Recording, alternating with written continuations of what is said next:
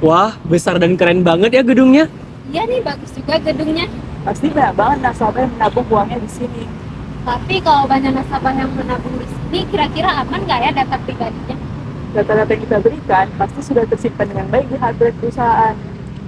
Ngomong-ngomong hard drive, kemarin aku ada baca berita deh mengenai perusahaan keuangan yang membeli hard drive di era residensial, di mana pembelian set hard drive tersebut bertentangan dengan kebijakan perusahaan. Bener, aku juga baca katanya seharusnya perusahaan tersebut membeli aset hard drive di daerah Jakarta Pusat kan? Kira-kira bisa kita selidiki nggak sih kasus ini? Menarik sepertinya. Ayo kita selidiki. Oke, ayo. Assalamualaikum warahmatullahi wabarakatuh. Salam sejahtera bagi kita semua. Perkenalkan kami dari tim S yang beranggotakan Jul Henry Ramadhani, Nurul Fadilah, dan Natasha Alifah akan menjelaskan analisis audit investigatif terkait indikasi fraud pada pengadaan hard drive di kantor cabang perusahaan perbankan keuangan pada KBMK Audit Investigatif 2024. Berdasarkan kasus yang diberikan, terdapat indikasi potensi kecurangan dalam transaksi pembelian hard drive yang dilakukan oleh divisi IT, di mana hal tersebut bertentangan dengan kebijakan perusahaan. Perusahaan seharusnya menggunakan satu jenis produk yang dibuat oleh perusahaan perangkat multinasional yang telah memiliki sertifikasi keamanannya. Namun yang menarik perhatian adalah alamat vendor yang tercantum pada voucher transaksi. Alamat tersebut terletak di area residensial di sebuah daerah di luar Jakarta. Sementara perusahaan perangkat multinasional yang telah disebutkan hanya memiliki distributor utama di wilayah Jakarta Pusat dan tidak memiliki distributor eceran lainnya.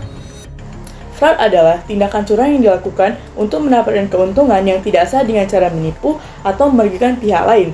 Salah satu teori fraud yang berhubungan dengan kasus ini adalah The Fraud Hexagon, di mana teori ini menjelaskan terdapat 6 elemen yang dapat memicu terjadinya kecurangan, yaitu terdiri dari tekanan, kesempatan, rasionalisasi, kolusi, kemampuan, dan kesombongan. Staf IT mungkin memiliki tekanan untuk mencapai target bisnis terkait penyelesaian suatu proyek dalam peningkatan kapasitas penyimpanan data. Adanya tekanan pribadi seperti finansial juga dapat mendorong mereka untuk melakukan kecurangan demi mendapatkan keuntungan. Kemudian adanya kesempatan, di mana kurangnya pengawasan atau kontrol yang efektif dalam proses pengadaan aset memungkinkan untuk terjadinya transaksi dengan vendor yang tidak sah atau tidak berwenang. Kondisi ini menciptakan kesempatan untuk melakukan tindakan yang tidak sesuai dengan prosedur yang telah ditetapkan. Tindakan rasionalisasi yang dilakukan dapat berupa pembenaran moral. Staf IT bisa saja membenarkan tindakan pembeliannya dari vendor non-resmi dengan alasan lebih murah atau produk yang sesuai dengan kebutuhan. Keyakinan mereka dalam menghindari kerugian dikarenakan transaksi yang dilakukan bernilai wajar. Selanjutnya ada kolusi. Dengan keterlibatan pihak lain seperti vendor atau staf pengadaan dapat meningkatkan peluang keberhasilan dalam melakukan tindakan kecurangan. Kemampuan merujuk pada pengetahuan dan keterampilan yang dimiliki pelaku fraud yang melaksanakan tindakan merugikan, seperti kemampuan mengetahui kelemahan dalam sistem atau prosedur, keterampilan teknis dalam melakukan manipulasi, serta akses yang diberikan karena memiliki posisi atau jabatan. Sikap superior atau meremehkan peraturan dan prosedur perusahaan juga dapat menunjukkan kerentanan terhadap terjadinya kecurangan. Selanjutnya ada teori fraud tree. Association of Certified Fraud Examiners menggambarkan occupational fraud dalam bentuk fraud tree yang terdiri dari 3 bagian, yaitu korupsi, penyimpangan atas aset, dan manipulasi laporan. Dalam kasus tersebut, skema kecurangan yang terjadi adalah penyimpangan atas aset, di mana transaksi dilakukan dengan pihak yang mungkin tidak berwenang atau tidak terkait dengan distributor resmi perusahaan. Ada kemungkinan bahwa transaksi ini melibatkan vendor palsu atau pihak yang tidak berafiliasi dengan perusahaan multinasional yang disertifikasi keamanan yang dapat mengarah pada pembelian barang yang tidak sah atau tidak berkualitas. Langkah-langkah yang perlu dilakukan untuk mengungkap adanya kecurangan dalam transaksi pembelian hard drive tersebut antara lain: 1. Review for Continuous Liabilities. Pada tahap ini, auditor internal perlu melakukan pengecekan terhadap bukti transaksi dan menduga apakah adanya kerugian dari transaksi yang material tersebut. Yang kedua, review for subsequent event. Auditor internal perlu meminta keterangan kepada pihak manajemen terkait ada tidaknya transaksi pembelian tersebut. Auditor internal juga dapat meminta kepada divisi IT untuk mereka ulang kejadian pembelian tersebut. Yang ketiga, pengumpulan bukti akhir. Pengumpulan bukti akhir dimulai dari memeriksa bukti-bukti yang berkaitan dengan transaksi pembelian, seperti voucher transaksi, bukti pengiriman, faktur pemesanan, serta bukti-bukti lain yang diperlukan. Yang keempat, evaluasi hasil audit. Tahap ini dilakukan dengan mempertimbangkan beberapa hal, seperti kecukupan bukti audit, bukti yang dapat mendukung opini auditor, kecukupan pengungkapan laporan keuangan, serta hasil review dokumen audit. Yang kelima, membuat laporan audit. Setelah mendapatkan hasil dari kecurigaan fraud, selanjutnya perlu membuat laporan hasil audit investigatif yang bertujuan untuk mengomunikasikan kepada pihak manajemen dan aparat penegak hukum, yang nantinya pihak tersebut akan menindaklanjuti kasus ini. Pengembangan informasi yang lebih lengkap untuk dapat ditindaklanjuti dengan audit investigatif yaitu 1. Dalam pembelian hard drive seharusnya terdapat beberapa dokumen sebagai bukti transaksi, namun yang diketahui hanya voucher transaksi. Untuk memvalidasi transaksi, harus ada faktur pesanan dari divisi pengadaan.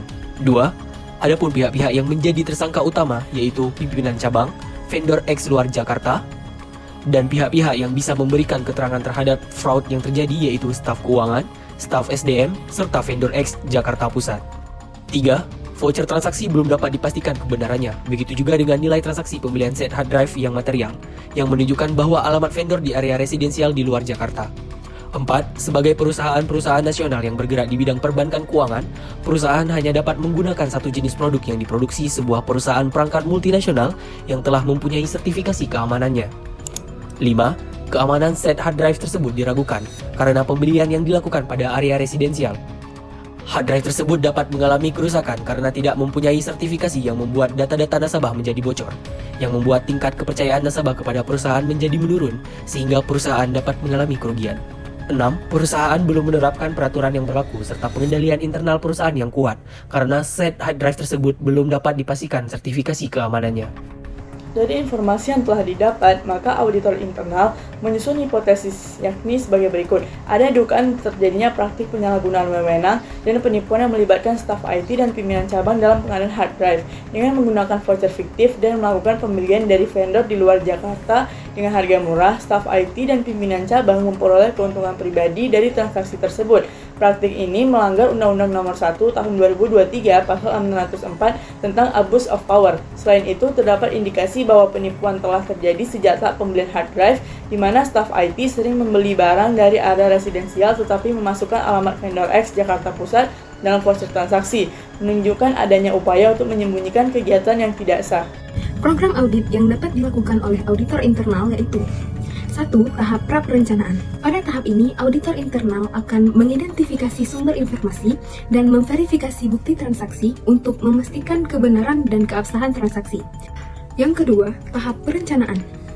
Tim audit akan menyusun hipotesis bahwa terdapat potensi penyalahgunaan wewenang dan penipuan yang dilakukan oleh pimpinan cabang, staf IT, dan vendor X di luar Jakarta. Yang ketiga, teknik pengumpulan bukti.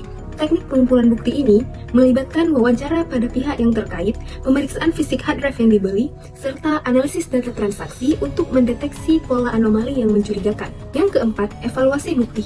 Mencakup tindakan yang melanggar hukum atau kebijakan perusahaan. Tim audit akan membuat laporan audit, menyajikan kesimpulan singkat dari hasil audit, kemudian menegaskan temuan utama dan rekomendasi. Yang keenam, tindak lanjut. Pihak manajemen harus melakukan pemantauan dan pengawasan terhadap implementasi rekomendasi untuk memastikan perbaikan yang diinginkan telah tercapai dan mencegah kejadian serupa di masa depan. Dalam kasus transaksi pembelian set hard drive oleh divisi IT pada sebuah cabang perusahaan perbankan, telah ditemukan indikasi potensi kecurangan. Landasan teori yang mendasari kasus fraud ini meliputi The Fraud Hexagon dan Fraud Tree. Langkah-langkah investigatif yang disarankan meliputi peninjauan kewajiban kontingensi, pemantauan transaksi, evaluasi hasil audit, dan pembuatan laporan investigatif. Untuk mendalami investigasi, penting memperoleh informasi tambahan, mengidentifikasi pihak terkait, dan menyusun hipotesis praktik kecurangan yang mungkin terjadi. Program audit investigatif yang disarankan mencakup pra-perencanaan, perencanaan, teknik pengumpulan bukti, evaluasi bukti, pelaporan, dan tindak lanjut. Dengan demikian, audit investigatif diperlukan untuk mengungkap kecurangan yang diduga terjadi dalam transaksi tersebut, dengan rekomendasi perbaikan yang disampaikan kepada manajemen perusahaan untuk tindak lanjut yang tepat. Beberapa saran dari pihak auditor internal kepada perusahaan agar dapat melakukan pencegahan fraud di kemudian hari, diantaranya 1. Membangun dan menjaga sistem pengawasan serta kontrol internal yang kuat. Kedua, menciptakan budaya organisasi yang mendorong integritas, komitmen terhadap etika, dan transparansi. Yang ketiga, perusahaan dapat mengimplementasikan kebijakan dan prosedur yang ketat, serta pelatihan karyawan tentang deteksi dan pencegahan fraud. Yang keempat, perusahaan juga perlu berkolaborasi dengan pihak eksternal seperti auditor independen yang memiliki keahlian khusus dalam mengidentifikasi indikasi fraud dan kelemahan dalam sistem internal. Demikian presentasi dari kelompok S. Sekian dan terima kasih.